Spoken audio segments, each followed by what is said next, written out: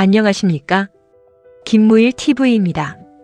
오늘은 역사박물관 100년 그리고 안견의 몽유도원도와의 만남이라는 주제로 이야기를 나누어 보려 합니다. 이 내용은 제가 국립중앙박물관 특별연구과정을 수강하며 최우수 논문으로 선정되었던 내용을 바탕으로 구성했습니다. 먼저 세계 최대의 박물관이라 불리는 미국의 스미스소니언 박물관 이야기부터 시작해 보겠습니다. 몇 해 전 워싱턴 DC 출장길에 스미스소니언 박물관을 방문했을 때의 일입니다. 안내 봉사자에게 한국어 자료를 요청했더니 매우 미안한 표정을 지으며 제 머무는 호텔을 묻더군요. 큰 기대 없이 정보를 알려주고 돌아왔습니다. 그런데 며칠 후 잊을만할 때쯤 제 숙소로 한국어 안내서가 전달되었습니다. 특히 한국의 고려청자는 위대한 예술의 극치입니다 라고 적힌 짧은 메모는 저에게 평생 잊지 못할 깊은 감동을 주었습니다. 스미스소니언은 400여 개의 부속 건물과 1억 5천만 점에 이르는 방대한 자료를 소장하고 있습니다. 그 규모만 7만 제곱미터, 축구장 160개를 합친 크기입니다. 인류의 지식과 예술, 과학을 영원히 발전시키겠다는 그들의 사명감이 대단하죠. 이곳은 1846년 영국의 과학자 제임스 스미손의 막대한 유산을 토대로 설립되었습니다. 세계 최대 규모의 전시 및 연구 복합단지로서 그 위용을 자랑합니다. 최근에는 아시아와 아프리카, 중남미의 역사와 예술까지 영역을 넓히고 있습니다. 암 퇴치 같은 인류 공동의 과제 해결은 물론 우주 탐사까지 연구하는 모습은 감탄을 자아내기에 충분합니다. 프랑스의 고고학자 다니엘 지로디는 이런 말을 남겼습니다. 역사는 과거와 현재의 끊임없는 대화이며 박물관은 인간과 역사가 만나 미래를 준비하는 곳이다라고 말이죠. 그럼 우리 역사를 돌아볼까요? 2009년은 한국박물관 개관 100주년을 맞는 뜻깊은 해였습니다.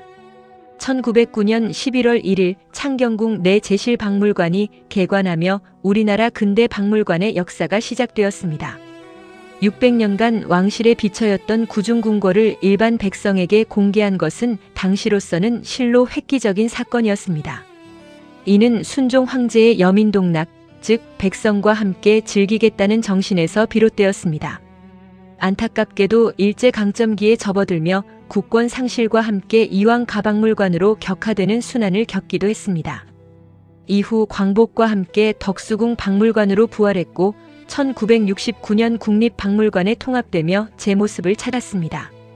어려운 여건 속에서도 다양한 문화재를 수집해 근대적 컬렉션의 기틀을 마련했다는 점은 높이 평가해야 할 것입니다. 국보 제81호 금동반가사유상, 단원 김홍도의 풍속화첩, 겸재정선의 진경산수화 등 지금의 국립중앙박물관을 빛내는 명품들이 바로 이때 수집되었습니다. 일제의 약탈이 기승을 부리던 시절 우리 문화재를 지키기 위한 식자들의 노력도 점차 확산되었습니다. 그 중심에는 간송 전영필 선생이 계셨습니다. 그는 막대한 재산을 쏟아부어 한국의 최고 명품들을 수집하고 보호한 우리 문화사의 진정한 선구자였습니다. 국보 68호 청자상 감구름 항문이 매병, 해원 신윤복의 미인도, 국보 70호 훈민정음 해례본까지 이 귀중한 보물들은 1938년 선생이 세운 보화각, 즉 지금의 성북동 간송미술관에 소장되어 있습니다. 그렇다면 국립중앙박물관은 어떻게 탄생했을까요?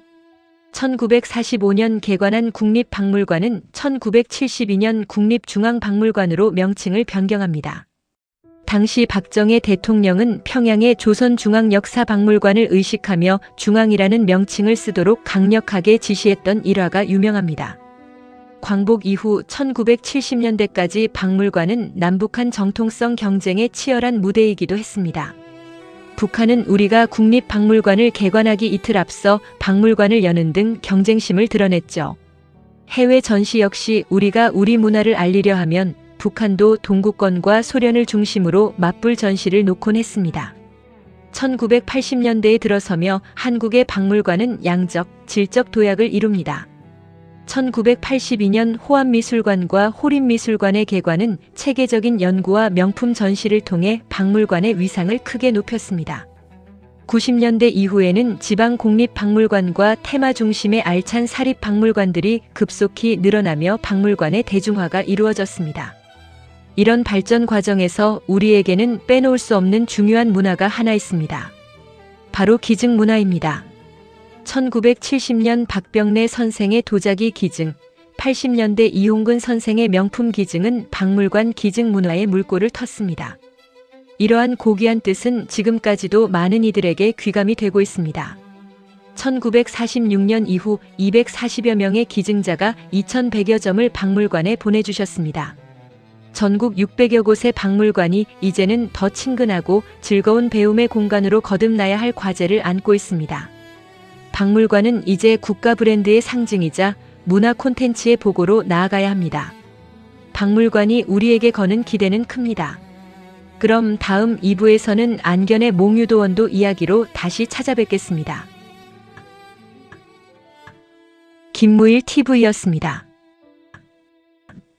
감사합니다.